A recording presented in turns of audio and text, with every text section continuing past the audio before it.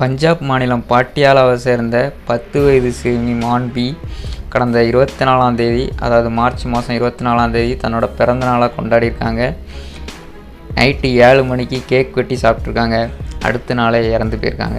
ஏன் இறந்தாங்க, எதனால் இறந்தாங்கன்னு இந்த வீடியோவில் டீட்டெயிலில் பார்ப்போம். வீடியோ ஸ்கிப் பண்ணாமல் பாருங்கள். நம்ம சேனலை பிடிச்சிருந்தா நம்ம சேனலை சப்ஸ்கிரைப் பண்ணி வச்சுக்கோங்க, லைக் பண்ணுங்கள். பஞ்சாப் மாநிலம் பாட்டியாலாவை சேர்ந்த மான்வி அப்படிங்கிற 7 வயசு சின்ன குழந்தை கடந்த மார்ச் மாதம் 24ஆம் தேதி பிறந்தநாள் கொண்டாடியிருக்கு. அப்போது அவங்க ஆன்லைனில் கேன் கன்ஹா அப்படிங்கிற ஒரு பேக்கரியில் கேக் ஆர்டர் பண்ணி வீட்டுக்கு வர வச்சுருக்குறாங்க. நைட்டு 7 மணிக்கு கேக் வெட்டி எல்லோரும் சந்தோஷமாக கொண்டாடிருக்காங்க. இந்த ஃபோட்டோவில் இருக்கிற இந்த பொண்ணு தான், அழகான பொண்ணு, எப்படி சிரிச்சிட்ருக்கு பாருங்கள். ஆனால் இப்போ அந்த பொண்ணு இந்த உலகத்தில் இல்லை, மரித்து போயிருக்கிறாங்க. கேக் சாப்பிட்ருக்காங்க 7 மணிக்கு. நைட்டு 10 மணிக்கு அந்த குடும்பத்தில் உள்ள எல்லாருக்குமே வாந்தி வாந்தி வாந்தி வாந்தி எடுத்துருக்குறாங்க.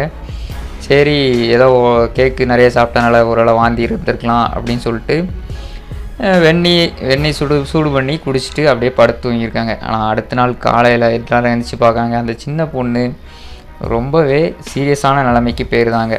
உடனே ஹாஸ்பிட்டல் கொண்டு போகிறாங்க. ஹாஸ்பிட்டலில் போயிட்டு பிராணவாயு சிகிச்சை, இசிஜி எல்லாமே எடுத்து எல்லாமே கொடுக்குறாங்க, கேர் கொடுக்குறாங்க. இருந்தாலும் சிகிச்சை பலன் இல்லாமல் அந்த சின்ன பொண்ணு இறந்து போயிருதுங்க. எவ்வளோ பெரிய கொடுமையான விஷயம் பார்த்தீங்களா. இந்த நாள் பிறந்த நாள் கொண்டாடிக்கிறாங்க, அடுத்த நாள் இறந்து போயிட்டாங்க. காரணம், அந்த கேக்கில் இருந்த ஏதோ ஒரு ஃபுட் பாய்சன் ஆகிருக்குது அந்த கேக். எவ்வளோ பெரிய கொடுமை. அவங்க ஒருவேளை அந்த நைட்டே அந்த பொண்ணை ஹாஸ்பிட்டல் கூப்பிட்டு போயிருந்தாங்கன்னா பிழைக்க வச்சுருக்கலாம். ஸோ இதில் இந்த சம்பவம் மூலமாக நம்ம தெரிஞ்சுக்கிறது என்ன விஷயம்னா, நம்ம ஒரு உணவு சாப்பிட்றோம், உணவு சாப்பிட்டுட்டு ஒருவேளை வாந்தி, எல்லாருக்குமே வாந்தி வருது அப்படின்னா, உங்கள் வீட்டில் சின்ன குழந்தைகள் இருந்தாங்கன்னா தயவு செஞ்சு அப்படியே விட்டுறாதீங்க. ஏன்னா சின்ன குழந்தைகளுக்கு ரொம்பவே பாதிப்பு ஏற்படுத்தும். பெரிய ஆட்களுக்கு நம்ம ஜஸ்ட்டு வாந்தி எடுத்துகிட்டு அதோட முடிஞ்சு போயிடும். இல்லைன்னா டைரியா போயிட்டு 2 தடவை போவோம், 2 தடவை வாந்தி எடுப்போம். அதுக்கப்புறம் அந்த ஃபுட் பாய்சனுங்கிறது சரியாயிடும். ஆனால் சின்ன குழந்தைகளுக்கு சின்ன விஷயம்னாலும் அது பெரிய பாதிப்பை ஏற்படுத்திடும். ஸோ தயவு செஞ்சு ஏதாவது இந்த மாதிரி ஃபுட் பாய்சனிங் ஆகுது, உங்களுக்கு வாந்தி வருது, உங்கள் வீட்டில் சின்ன குழந்தைகள் இருக்கிறாங்க அப்படின்னா தயவு செஞ்சு அவங்கள ஹாஸ்பிட்டல் கொண்டு போய் வேண்டிய ட்ரீட்மெண்ட்டை கண்டிப்பாக கொடுங்க. ஏன்னா நம்ம உடம்பு பெரிய உடம்பு, கொஞ்சம் தாக்கு பிடிக்கும். ஆனால் சின்ன குழந்தைகளுக்கு சின்ன விஷயம்னாலும் அது பெரிய பாதிப்பை ஏற்படுத்தி பார்த்தீங்களா, உயிரே போயிடுச்சு அவங்களுக்கு. ஆனால் அந்த குடும்பத்தில் மற்றவங்களுக்கு எதுவுமே ஆகலை, மற்றவங்களுக்கு வாந்தி மட்டும்தான் இருக்குது, எதுவுமே ஆகலை. ஆனால் சின்ன குழந்தை இறந்தே போயிடுச்சு. ஸோ சின்ன குழந்தைகள் இருக்கிறவங்க இந்த மாதிரி ஏதாவது சம்பவம் ஏற்படுது, சின்ன விஷயங்கள்னாலும் அதை பெருசாக நீங்கள் எடுத்துக்கோங்க. உடனே ஹாஸ்பிட்டல் போய் ட்ரீட்மெண்ட் கொடுங்க, உடனே இது பண்ணுங்கள். சரி, சின்ன வாந்தி தானே, சரியாயிரும். ஏன்னா இது எல்லாருக்குமே ஏற்பட்டிருக்கு.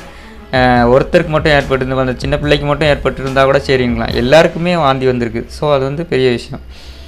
அந்த சின்ன பிள்ளைக்கு மட்டும் ஏற்பட்டுருந்தா கூட சரி விட்டுருக்கலாம் அப்படின்னு சொல்லலாம். எல்லாருக்குமே ஏற்பட்டனால ஸோ ஏதோ அந்த கேக்கில் ஏதோ இருந்திருக்கு அப்படின்னு நம்ம உடனே யோசிக்கணும். எது கேக்குனாலும் சரி, வேறு சாப்பாடு, எந்த சாப்பாடு, பிரியாணி, வேறு எந்த பரோட்டா, அந்த மாதிரி ஏதாவது கடையில் சாப்பிட்டு எல்லாருக்குமே ஏதாவது ஆகுது அப்படின்னா, உங்கள் வீட்டில் சின்ன குழந்தைகள் இருந்துச்சுன்னா உடனே ஹாஸ்பிட்டல் போய் ட்ரீட்மெண்ட் கண்டிப்பாக பாருங்கள்.